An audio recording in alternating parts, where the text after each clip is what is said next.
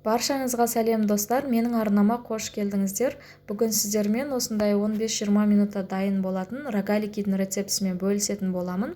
Ешқандай да аш тусыз дайындайсыздар, асығыс кезде өте ыңғайлы жасағанға. Міне қараңыздар, ашытпасақ та осындай көтеріліп, пышный болып, әдемі болып шығады. Міндетті түрде осы рецептпен жасап көріңіздер.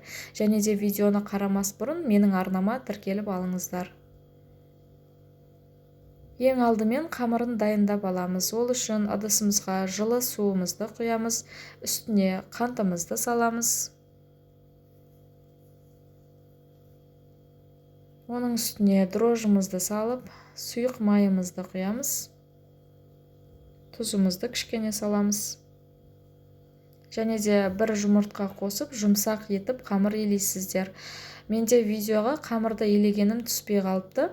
Қамырды ұнды өте көп қоспайсыздар. Осы рецептте қанша көрсетілген, тек сонша ұн қоссаңыздар жетеді. Қамыр қолға жабыспай, өзі жақсы болып шығады.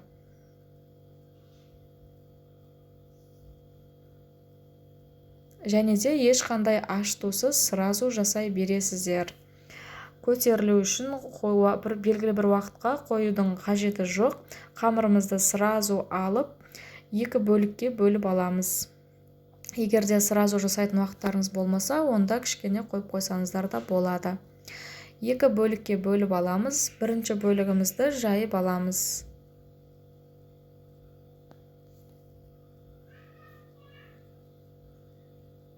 Қарасаңыздар, бізде қамыр осындай өте жұмсақ болады. Осылай жайып аласыздар. Және де мен 12 бөлікке бөлдім. Қатты үлкен емес, қатты кішкентай емес болып шығады. Ыңғайлы болып шығады жегенге.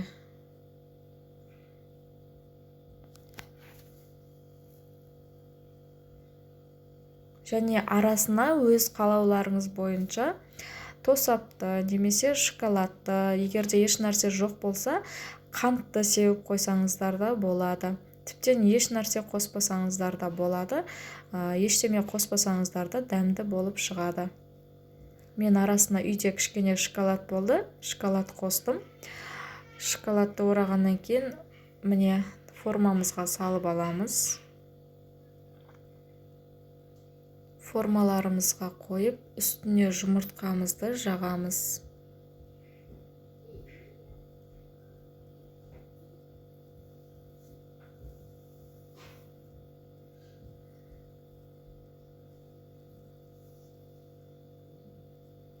Үстіне жұмыртқаның сарысын жағып, пешке пісіріп аламыз. Өте тез піседі. Менде пеш жылдам қызатын болғандықтан 150 градуста пісіремін.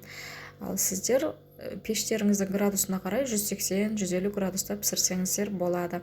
Міне біздің рогаликилеріміз уже дайын болды. Қарасаңыздар, міне өте жұмсақ болып шықты. Бұл менде қамыр 15 минут қана тұрғанның өзінде міне осылай көтеріліп әдемі болып шықты. Жұмсақ болып шығады. Қорықпай осы рецептпен жасап көре беріңіздер достар.